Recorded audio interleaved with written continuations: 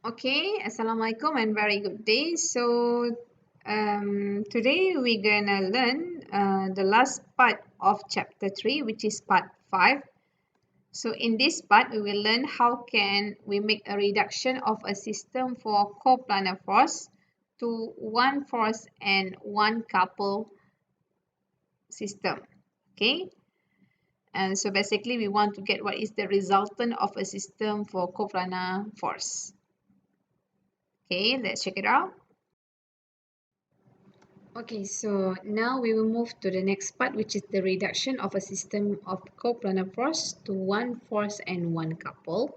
Okay, in which that we want to reduce the system of coplanar force into only one force and one couple, and resultant of a system for coplanar forces. Okay, let's take a look.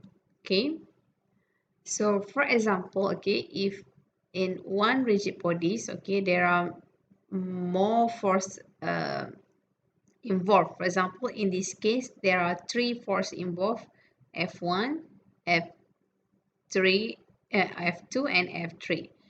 So all of these force, okay, if we use the point 0 as a reference point, okay, so we may know what is the moment due to this force, all of the force towards the point O, and we can get the resultants of the moment and resultant of the force. Okay, so if you still remember in chapter 2, we know how can we learn already how can we calculate the resultant of the force.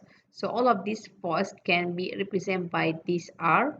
Okay, and this force in fact can be moved to point O and can add up together, which you need to provide one total moment here, one single moment here, which represent all the force here. Okay, and in fact, after you get the resultant and you know what is the moment due to all of the three force, you can also move the force to another desired point. For example, from point O to point A. As long as it's provide, it can give the same results of the moment, okay, before you originally move it to another point. Okay. Okay. Okay, so in this diagram here, it shows that when you have a single resultant of the moment and single force at point O, you can move all of these components from point O to point B.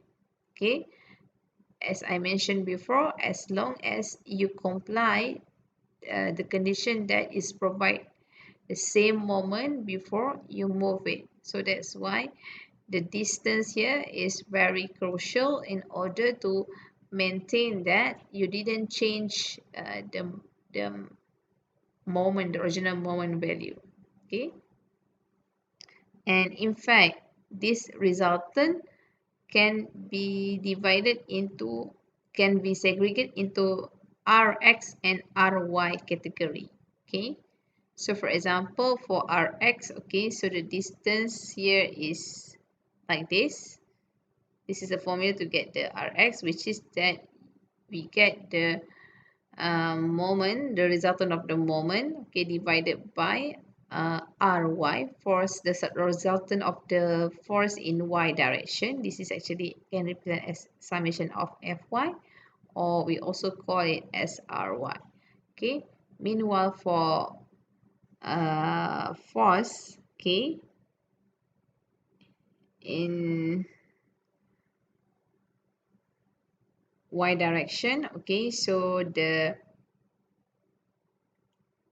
distance here, okay, should be get using the same method, in which that you will divide it by Rx. Okay.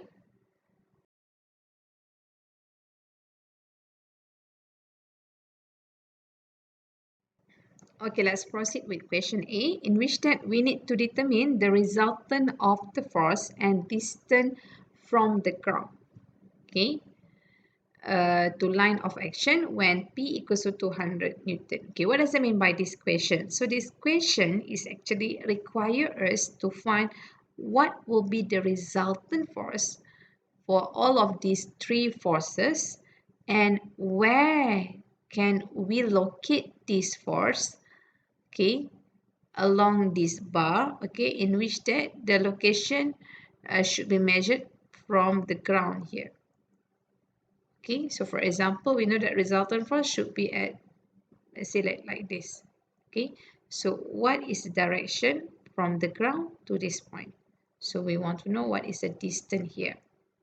Okay, and also the resultant force here. So in summary, I can say that, okay, so actually we want to uh, get what will be the resultant force, okay, for all of this, okay, to the ground, okay, and then where to locate the resultant force, okay, along this bar in order to ensure that we'll get the same moment as we get from MD. Okay, so first of all, okay, we need to determine first what is the resultant force, the RD here. Okay, so if you look at the diagram here, since that this one is 200, all of the force involved only on x-axis only.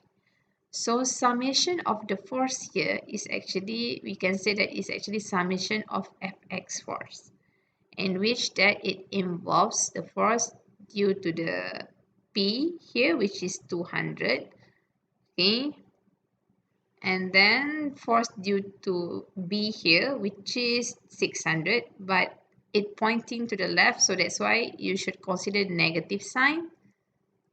Okay, and force due to C at 400, and same again, you need to put negative sign, so altogether is negative 800.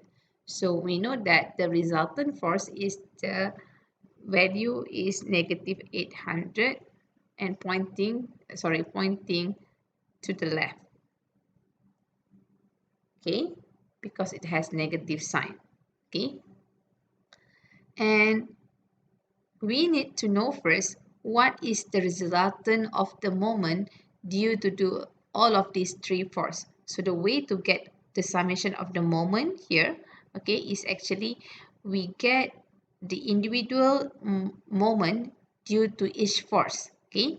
So for example, summation of the moment at point D, okay, due to the force at P. So we know that the force at P is equals to 200 and the distance between P to the ground, the perpendicular distance is equals to the summation all of this distance, which is equals to 0.45 meter.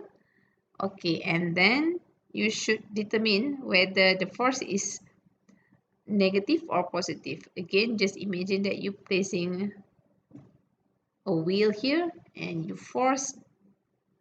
apply a force at this point. So what happened, this wheel will rotate to the right, which is clockwise, so it is negative moment. Okay, so now look at the force, the second force, which is force at B. Okay, so again 600 and then the distance is 0.3 and you have to determine whether it is clockwise or anti-clockwise. Okay, and same method, okay, just imagine that there's a wheel here, okay, because it's located below here, so you just imagine that it is located here, okay. So you push it to the left, so what happened, it will move to anti-clockwise, so that's why it is positive. Okay, same goes to the force at C, so just imagine that you put the wheel down here, okay, and then you push to the side here and it will rotate into anti-clockwise. So again, it is positive 400 times with 0.15. Okay, so at the end, you get the resultant of the moment is equals to 150 Newton meter. Okay, so now where can we locate along this line? Okay, along this bar, where to locate? Okay, so we know that M equals to F times T. So this one will be your resultant force, which is the value is 800. Okay, so we already have the value of the moment, which is 150, in which that we determine from here. Okay, and therefore we just need to get the D. Okay, so the distance, the Y distance here, the Y here is just divide between the summation of the moment at point D divided by the resultant force, okay, which is 800. So altogether is 0.1875 meter. Okay, so Y here is equal to 0.1875 meter. So your final answer should be R equals to 800 Newton, pointing to the left, or you can choose whether you want to put negative. Okay, and then with the distance from the ground is 187.55 millimeter. Okay, so that's it. Okay, so for question B, it's the same method as we did for question A, and the only difference is the P here is now with the value of 2,400. So P is no longer is given as 2,400. So the same method in which that we need to get the resultant of the force, and then we need to get what will be the resultant of the moment due to the each force. Okay, so altogether we have 3 force, so we need to get the moment, the resultant of the moment out of the force towards D. And after that, okay, we calculate what will be the distance of Y, okay, from the ground, okay, if you want to relocate the force along this point. Okay, so let's take a look at the solution. Okay, the same procedure again. You have to calculate what will be the resultant force. Okay, and since all the force in fx, oh sorry, in x-axis direction, so there is no ry. Okay, so we just can be add directly. So all of the resultant force, the value is 1,400 Newton. Okay, so we know that the R now it should be 1,400, the resultant force. Okay, and then we calculate what will be the moment, the resultant moment due to the odd force before it moves to D. Okay, so for example, like force at P, it is negative because it will produce clockwise direction moment if it to the reference point of T. So that's why it has negative sign here. Okay, and for the force at B, which is 600, just multiply with the distances 0.3, and it is positive moment because it will produce anti-clockwise rotation towards point D. And same goes to 400 Newton force, it will produce positive rotation towards point D.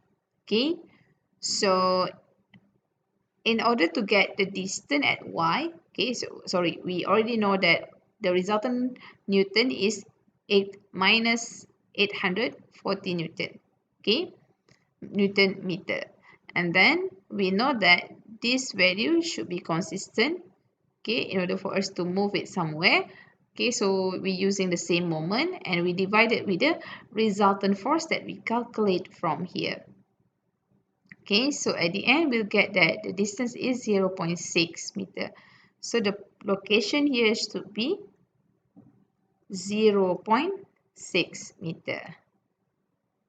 Okay, so your answer is the resultant force is 1400 Newton and the direction towards the positive direction. Okay, and y with the distance here is 0.6 meter or 600 millimeter. Okay, so it's the same approach that we will apply for C and D.